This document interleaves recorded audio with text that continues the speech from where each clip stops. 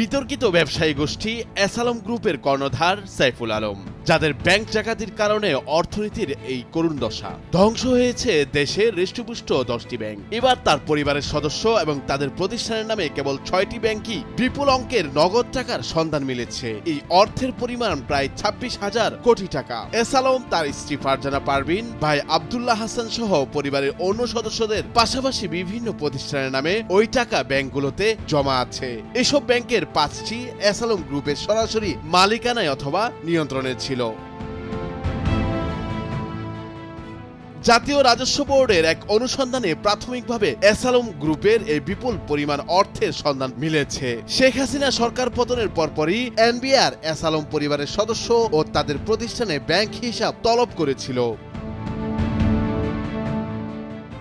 জাতীয় রাজস্ব বোর্ডের তদন্তে জানা গেছে, গত 5 বছরে 6 ব্যাংকে থাকা এস আলম গ্রুপের মালিকপক্ষ ও প্রতিষ্ঠানে বিভিন্ন হিসাবে প্রায় 1,09,000 কোটি টাকা ঢুকেছে বলে অনুসন্ধানে পাওয়া গেছে।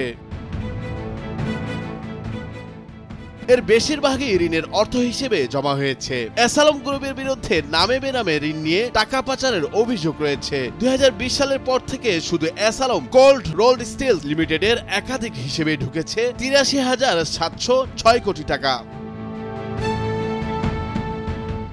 যে 6টি ব্যাংকে এস আলম গ্রুপের বিপুল অঙ্কের টাকার সন্ধান মিলেছে সেগুলো হলো Islami bank, Exim bank, Bangladesh commerce bank, Al Arafah Islami bank, first security Islami bank ও ন্যাশনাল ব্যাংক। এর মধ্যে এক্সিম ব্যাংক ও আল আরাফা ইসলামী ব্যাংক ছাড়া বাকি 4টি ব্যাংকই সরাসরি এস আলম গ্রুপের মালিকানায় ছিল। গত 5 আগস্ট ছাত্র জনতার গণ অভ্যুত্থানের মুখে প্রধানমন্ত্রী শেখ হাসিনা হিসেবে পদত্যাগ করে দেশ ছেড়ে চলে যান। ওই সরকারের আমলে যেসব ব্যবসায়ী প্রতিষ্ঠান অনিয়ম ও দুর্নীতির মাধ্যমে বিশেষ সুবিধা পেয়েছে তাদের মধ্যে অন্যতম ছিল এস আলম গ্রুপ। রাজনৈতিক সিদ্ধান্তে ও রাষ্ট্রীয় প্রশ্রয়ে এস আলম ও তার পরিবার গত 1 দশকে ব্যাংক দখল সহ নানা ধরনের আর্থিক অপরাধ করেছে বলে অভিযোগ রয়েছে।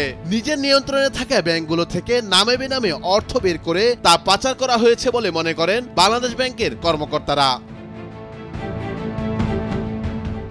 আগস্ট মাসের দ্বিতীয় সপ্তাহে এনবিআর এস আলম সংশ্লিষ্ট ব্যক্তিদের ব্যাংক হিসাব তলব করে। দেশের সব বাণিজ্যিক ব্যাংক, আর্থিক প্রতিষ্ঠান, জাতীয় সঞ্চয় অধিদপ্তর, ডাক বিভাগের 91টি প্রতিষ্ঠানের কাছে সব ব্যাংক হিসাব ও ক্রেডিট কার্ডের লেনদেনের তথ্য চেয়ে চিঠি দেয়া হয়। এর মধ্যে ওই 6টি ব্যাংক থেকে পাঠানো তথ্যে দেখা গেছে এস আলম পরিবারের সদস্য ও তাদের প্রতিষ্ঠানের নামে ব্যাংকগুলোতে জমা আছে 25,965 কোটি টাকা। বাকি ব্যাংকের তথ্য যাচাই বাছাই চলমান। নুরুল আফসার, নিউজ ডেস্ক, ভোরের কাগজ।